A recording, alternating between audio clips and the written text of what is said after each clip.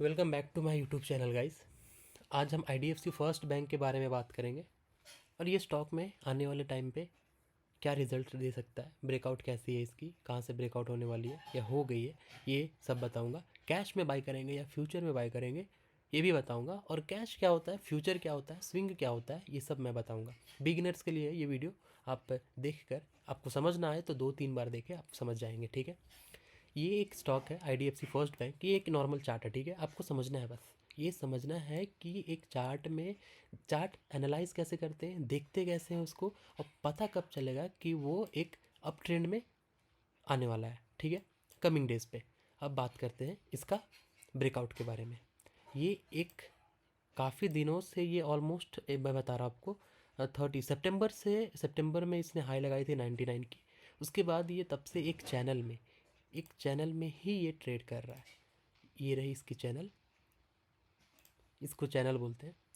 इसमें ही ये ट्रेड कर रहा है। अब देख सकते हैं ये जब जब नीचे आ रहा है, जब जब नीचे आ रहा है यहाँ से सपोर्ट ले रहा है, वापस रेजिस्टेंस ले रहा है, यहाँ सपोर्ट ले रहा है, वापस रेजिस्टेंस, ऊपर में रेजिस्टेंस ले रहा है, फिर सपोर्ट ले रहा है, रेजिस्टेंस ले रहा है, फिर सपोर्ट ले रहा है, रेजिस्टेंस ले रहा है। ठीक है, अब इसमें इस ये जो स्टॉक है, ये आज की जो बाइंग मूवमेंट है वो बहुत ही गुड वॉल्यूम के साथ में ये ब्रेकआउट दिया है। ये जो कैंडल आप देख रहे हो ना, ये जो कैंडल देख रहे हो, ये वाली जो कैंडल है, ये वाली कैंडल, ये काफ़ी अच्छी वॉल्यूम के साथ में ब्रेकआउट दी है। बट ये उतनी कोई बुलिश कैंडल नहीं है, बट फिर भी एक ब्रेकआउट मिली है हमें। ठीक है, अब समझते हैं हम लोग इसमें कि ये स्टॉक में बाय कैसे करना है, कैश में बाय करना है या फ्यूचर्स में बाय करना है।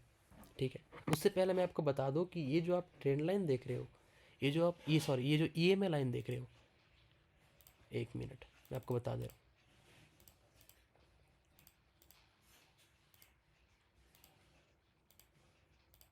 ये जो आप EMA देख रहे हो ना, ये वाली लाइन, ये जो लाइन आप देख रहे हो ब्लैक कलर और ब्लू कलर, ग्रीन कलर, ये EMA एक्सपोनेंशियल मूविंग एवरेज है। ये आप जब भी ये एक 44 मूविंग एवरेज है, एक 200 मूविंग एवरेज है।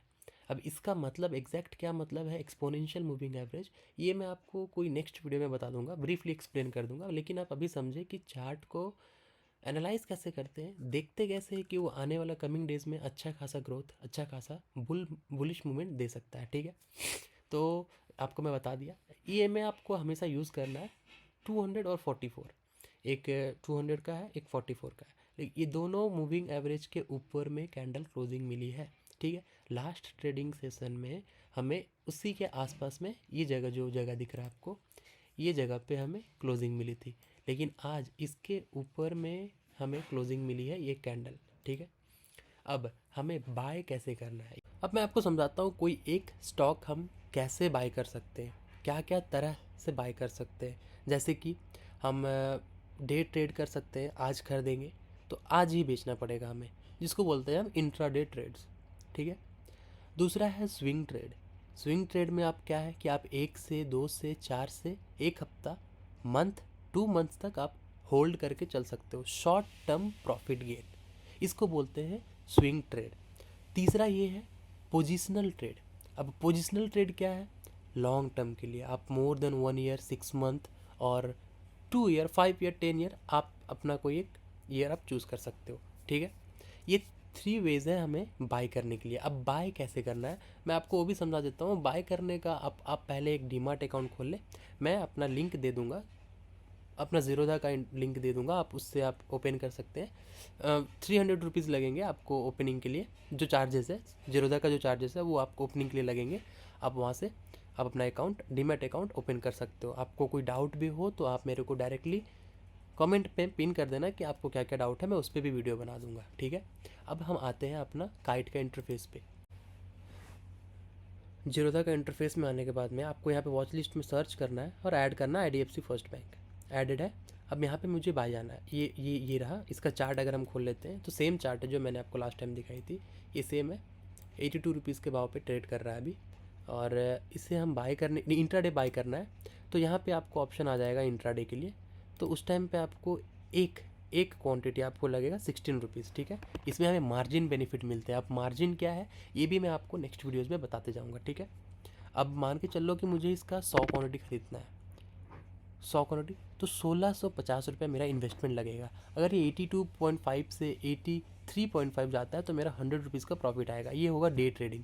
आप आज ही खरीदे हो, आज ही आपको बेच सकते हो, या फिर आप इसको ओवरनाइट ले जा सकते हो, बट वो बहुत ही रिस्की है। ठीक है, कल पता नहीं गैप अप खुल जाए, गैप डाउन खुल जाए, कितना लॉस कितना प्रॉफिट हो जाए, आप नहीं कर पाओगे। तो बेटर है आपको इंट्राडे में नहीं जाना है, आपको जाना है स्विंग में, आइदर पोजिशनल में। तो आप इक्विटी स्विंग में, आप इक्विटी स्विंग में करने से क्या बेनिफिट है कि आप एक नॉर्मल, मान के चलो कि इंट्राडे हटा दो, तो आपको नॉर्मल 100 क्वांटिटी आपने बाई किया 82 रुपीज़ के प्राइस पे।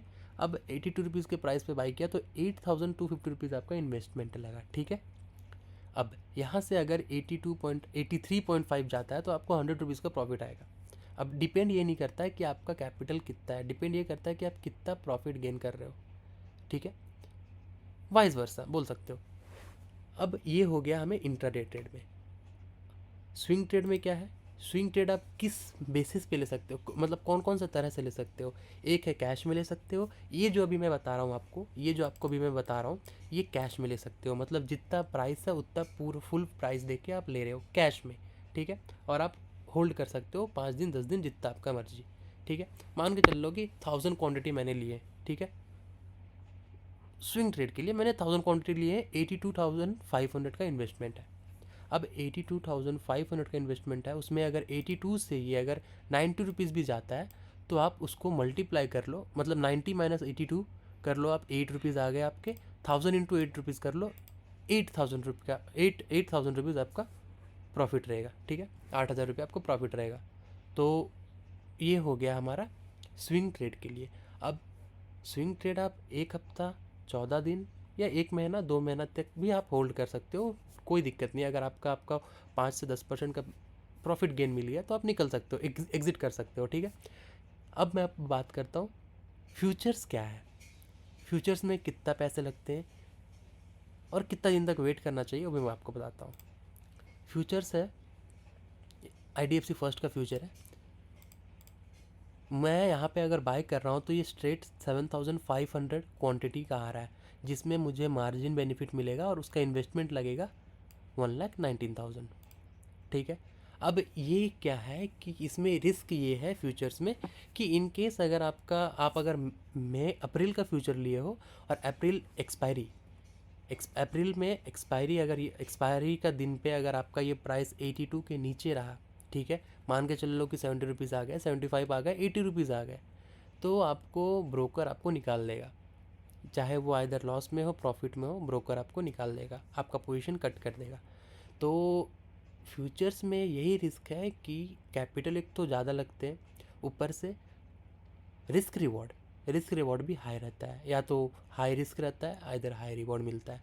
ठीक है, अब मान के चल लो कि मैं अगर 7500 क्वांटिटी बाई किया हूँ, एक लॉट बाई किया हूँ, अब मंथ एंड में अप्रैल एंड में अगर ये 85 रुपीज़ जाता है, 3 रुपीज़ 30, मतलब हाँ 3 रुपीज़ मुझे मिलेगा, 7500 इंटू 3 कर लो, 21,000 22,000 के आसपास में आपको प्रॉफिट गेन मिल जाएगा। और व्हाट इफ़ अगर ये 82 रुपीज़ से 75 रुपीज़ आ गए, ठीक है, तो 7 रुपये तो आपका लॉस हुआ, 7500 इंटू 7 रुपीज़ कर दो तो आपका आ जाएगा मोस्ट एंड अराउंड शायद 42,000। ठीक है, 42,000 के आसपास में आपका लॉस आ जाएगा। तो फ्यूचर में यही एक रिस्क है और कोई रिस्क नहीं है, बट रिवॉर्ड बहुत अच्छा है। अब मैं आपको समझाता हूँ रिस्क रिवॉर्ड क्या है। ठीक है, रिस्क रिवॉर्ड आपका ये है कि आपने लॉन्ग पोजीशंस बनाया, आपने मान के चल लो कि यहाँ पे आपने लॉन्ग पोजीशन बनाया, रिस्क आपका रहेगा ऑन अराउंड 1 रुपीज़। ठीक है, अब प्रॉफिट आपका रहेगा 2 रुपीज़। तो आप 1 रुपये रिस्क लेकर आप 1 रुपये रिवॉर्ड ले रहे हो, और अगर 1:2 कर दिया जाए तो 1 रुपये आप रिस्क लेके 2 रुपये आप रिवॉर्ड ले रहे हो, और आपका लॉस अगर जाता है तो 1 रुपीज़, मतलब 1 रुपीज़ आपका लॉस जाएगा, रिवॉर्ड आएगा 2 रुपीज़। तो रिस्क रिवॉर्ड बहुत ही इजी टर्म है, आप समझ जाओगे। तो फ्यूचर्स का मैंने आपको बता दिया। अब बाकी ये है कि आपको लेना कब है, मैंने आपको वीडियो को स्टार्टिंग में बता दिया है, और मेरे हिसाब से बेटर होगा आप इक्विटी कैश में जाए। इक्विटी कैश में जाने से थोड़ा सा रिस्क भी कम है, हाँ, बट रिवॉर्ड भी कम है। उसमें आपको पेशेंटली होल्ड करना पड़ेगा, वेट करना पड़ेगा, दोनों चीज़ है। आप बिगिनर हो तो आप ट्राई कर सकते हो, आप डीमैट अकाउंट खोल लो, मैं अपना लिंक डाल दूँगा, आप खोल के देख लो।